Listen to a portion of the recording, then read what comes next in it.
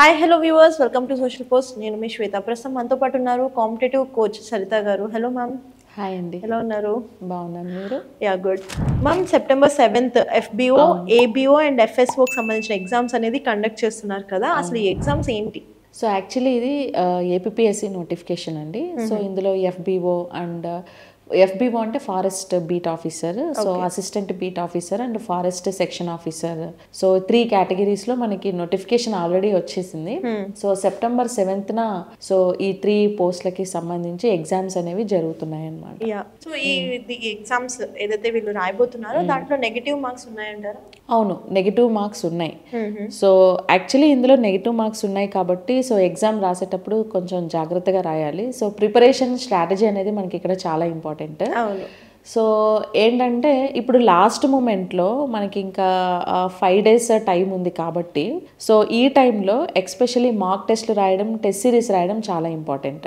Okay. So ఎందుకంటే already preparation అనేది start అయిపోయి ఉండాలి ప్రిపరేషన్ ఈ పాటికి. సో ఇప్పుడు స్టార్ట్ చేసినా కూడా సిలబస్ అయితే కంప్లీట్ అవ్వదు. సో ప్రిపరేషన్ స్టార్ట్ అయిపోయి ఉండాలి అండ్ రివిజన్ స్టేజ్లో ఉండాలి.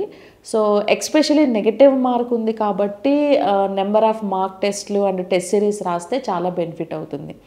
ఎందుకంటే క్వశ్చన్ ప్యాటర్న్ ఎలా ఉంటుంది, సో ఇప్పుడు సబ్జెక్ట్ ఏం చదవాలి అనేది ప్రతి ఒక్కరికి నాలెడ్జ్ ఉంటుంది. బికాజ్ మనకి నోటిఫికేషన్ వచ్చే ముందే సిలబస్ అనేది ఇచ్చేస్తారు కాబట్టి సో సిలబస్లో ఏమేమి మెన్షన్ చేశారు అనేది అందరు చదువుంటారు.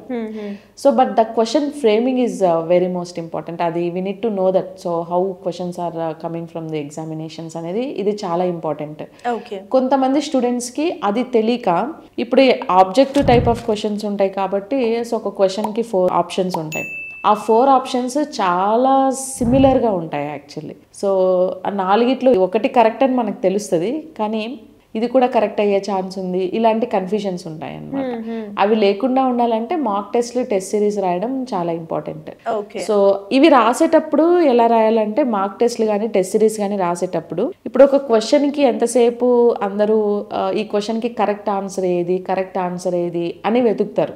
సో యాక్చువల్లీ కరెక్ట్ ఆన్సర్ ఏది అని తెలిసిన తర్వాత మిగతా 3 ఆప్షన్స్ ఎందుకు ఈ క్వశ్చన్కి ఇర్రిలవెంట్ అది కూడా ఆలోచించాలి.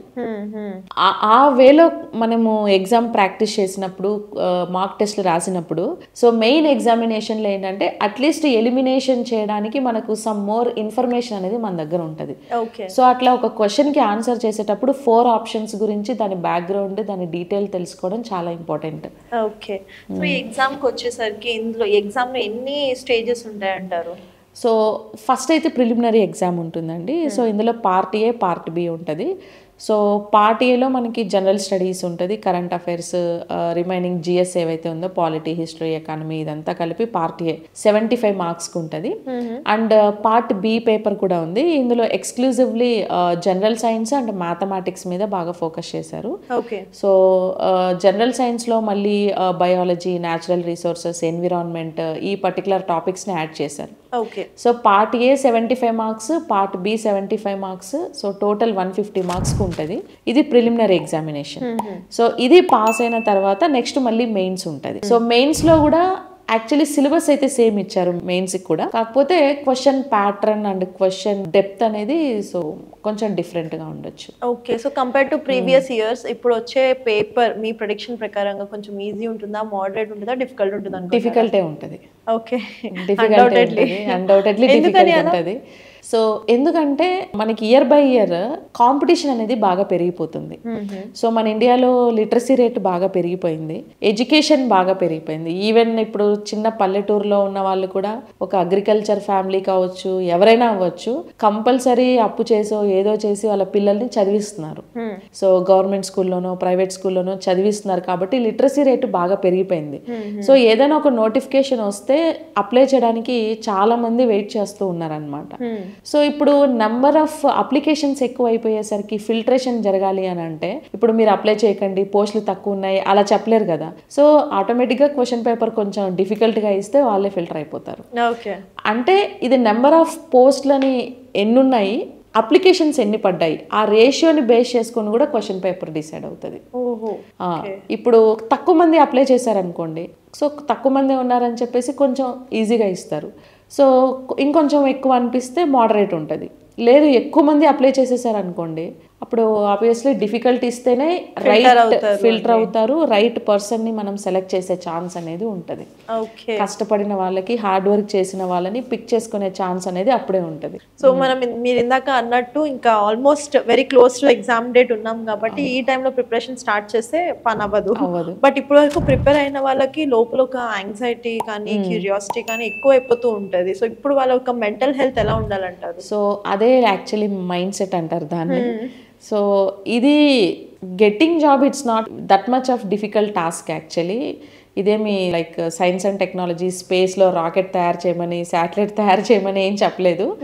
సో ఏంటంటే కూల్ మైండ్ సెట్ అనేది చాలా ఇంపార్టెంట్. ఇప్పుడు కొంతమంది సీరియస్ ఆస్పిరెంట్స్ ఉంటారు. సో వాళ్ళకేంటంటే నోటిఫికేషన్ వచ్చినప్పటి నుంచి ఇంకా ఈ జాబ్ నేను ఎలాగైనా తెచ్చేసుకోవాలి, ఇదే నా లైఫ్, ఒకవేళ ఈ జాబ్ రాకపోతే నేను వేస్ట్, ఇంకా నేను తర్వాత గెటిన్ అవ్వలేను, తర్వాత లైఫ్లో ముందుకు వెళ్ళలేను, ఇలాంటి పిల్లలు కొంతమంది ఉంటారు. సో వీళ్ళకి ఏంటంటే ఆ stable and cool mind set is very very most important. ఈ ఎగ్జామ్లో మనం ఎంత బాగా చదివినా అక్కడికి వెళ్ళి వన్స్ కన్ఫ్యూజ్ అయితే మాత్రం చదివిందంతా పోద్ది. ఒక్క క్వశ్చన్కి ఆన్సర్ తెలియలేదని నర్వస్ ఫీల్ అయితే ఆ నర్వస్ అనేది మిగతా 10-15 క్వశ్చన్లకి ఆన్సర్ తెలిసినా మనకి గుర్తు తీసుకురాదు. సో ఆ సిచ్యువేషన్ లేకుండా ఉండాలి అంటే cool mind set is very most important. So అంటే ఇప్పుడు టెన్షన్ పడినంత మాత్రాన చేసేదేం లేదు కదా ఈ 5 daysలో, లేకపోతే ఎగ్జామ్ రోజు ఏం చేయలేం. సో కాబట్టి కూల్గా వెళ్ళాలి, కూల్గా ఆలోచించాలి, వచ్చింది తెలిసింది రాసి రావాలి, ఇంకా చేసేదేం లేదు. కొంచెం లాజికల్గా ఆలోచించాలి. ఇప్పుడు 4 ఆప్షన్స్లో అట్లీస్ట్ 1 or 2 ఆప్షన్స్ ఇర్రిలెవెంట్ ఉంటాయి. దాన్ని ఎలిమినేషన్ మెథడ్ అంటారు. ఆ ఇర్రెలవెంట్ ఆప్షన్స్ని ఎలిమినేట్ చేసుకుంటూ వచ్చి ఫైనల్గా కరెక్ట్ అనేది అని చూస్ చేయొచ్చు.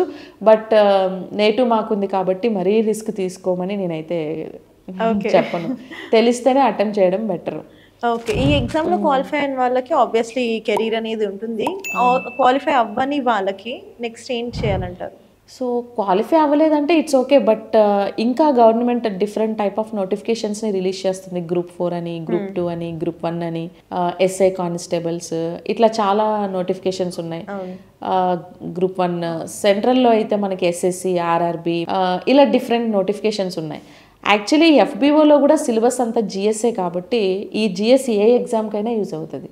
Group 4కి యూజ్ అవుతుంది, SIPCకి యూజ్ అవుతుంది, SIPCకి ఇంకా బాగా యూజ్ అవుతుంది. మ్యాథమెటిక్స్ కూడా ఉంది కాబట్టి సో టెన్షన్ పడాల్సిన అవసరం లేదు. ఒక చోట ఫెయిల్ అయితే ఇంకొక వే కంపల్సరీ దొరుకుతుంది. ఎగ్జాక్ట్లీ.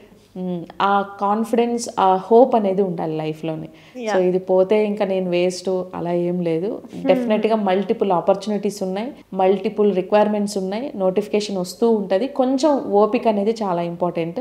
ఓపిక, హోప్ పెట్టుకొని కొంచెం హార్డ్ వర్క్ చేస్తే ఇక్కడ అవ్వకపోయినా ఎక్కడో ఒక చోట కంపల్సరీ సక్సెస్ అవుతారు. కంపల్సరీ తెలుసు get in to it. Okay, so finally రేపు ఎగ్జామ్కి అటెండ్ అవుతున్న ఆస్పిరెంట్స్ ఎవరైతే ఉన్నారో వాళ్ళకి మీరు ఇచ్చే సజెషన్ ఏంటి? నా సజెషన్ ఏంటంటే ఇప్పుడు ఇంకా 4 days ఉంది కాబట్టి ఈ 4 days చేస్తే ఏం చేయాలి అంటే నెంబర్ ఆఫ్ మార్క్ టెస్ట్లు రాయాలి. ఇప్పుడు ఒక పర్టికులర్ టాపిక్ ఏదైతే సిలబస్లో ఇచ్చారో ఆ టాపిక్ మీద వీలైనన్ని ఎన్ని క్వశ్చన్స్ ఫ్రేమ్ చేయొచ్చో అన్ని క్వశ్చన్స్ని ఫ్రేమ్ చేసుకొని ప్రాక్టీస్ చేస్తే బెటర్. ఓకే, సో మార్క్ టెస్ట్లు రాయడం చాలా బెటర్.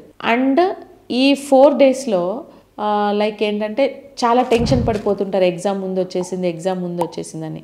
లాస్ట్ మూమెంట్లో ఇంకా చదవాల్సినవి ఏమైనా ఉన్నాయా అని అంటే కొంచెం కరెంట్ అఫైర్స్ చూసుకుంటే బెటర్. అండ్ ఇంకొంతమందికి ఏంటంటే ఒక పర్టికులర్ సబ్జెక్ట్స్ కొంచెం డిఫికల్టీ సబ్జెక్ట్స్ ఉంటాయి, ఎన్నిసార్లు చదివినా అర్థం కాకుండా, గుర్తు లేకుండా. అలాంటి సబ్జెక్ట్ ఏదైనా ఉంటే ఆ డిఫికల్ట్ సబ్జెక్ట్స్ని ఈ 4 daysలో కొంచెం రివిజన్ చేస్తే సరిపోతుంది. అండ్ ఈ 4 days స్లీప్ కూడా చాలా ఇంపార్టెంట్. అక్కడ main important key role play చేసేది అదే.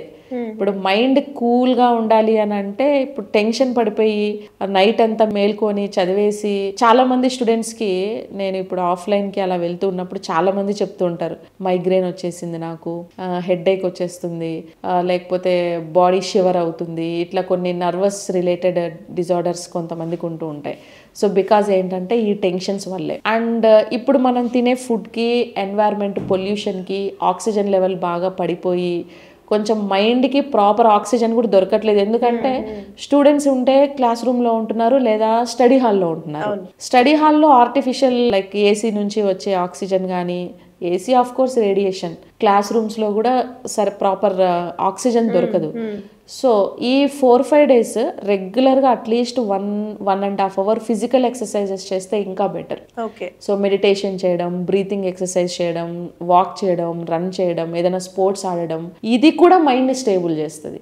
ఈ ఫిజికల్ యాక్టివిటీ చేసేటప్పుడు రెస్పిరేషన్ రేట్ ఎప్పుడైతే పెరుగుతుందో సో ఆటోమేటికలీ మోర్ ఆక్సిజన్ని మన బాడీ కన్సెప్ట్ చేస్తుంది. సో అప్పుడు బ్రెయిన్కి ఎక్కువ ఆక్సిజన్ ఇస్తే బ్రెయిన్ కొంచెం రిలాక్స్ అవుతుంది, ప్లస్ మెమరీ పవర్ కూడా ఇంక్రీజ్ అవుతుంది. ఓకే. ఇంకా ఎందుకంటే ఈ 4 రోజుల్లో ఇన్ని రోజులు చేయలేంది, ఈ 4 రోజుల్లో మనం పెద్దగా ఏం చేయలేం కాబట్టి ఇదేంటంటే ఆ ఎగ్జామ్ రోజు కొంచెం కూల్ మైండ్ సెట్ ఉండడానికి హెల్ప్ అవుతుంది అన్నట్టు. ఇంకా ముందు రోజు నిద్రపోవడం చాలా ఇంపార్టెంట్. ఇంకా ముందు రోజు నైట్ అంతా చదివితే కష్టం. అఫ్ కోర్స్ ఆ టెన్షన్లో కొంతమంది నిద్ర పట్టదు, బట్ స్టిల్ మైండ్ కి రిలాక్సేషన్ ఇస్తేనే నెక్స్ట్ డే ఎగ్జామ్ హాల్లో యాక్టివ్గా ఉండగలుగుతారు. Yeah done. So thank you so much ma'am for this information. Thank you.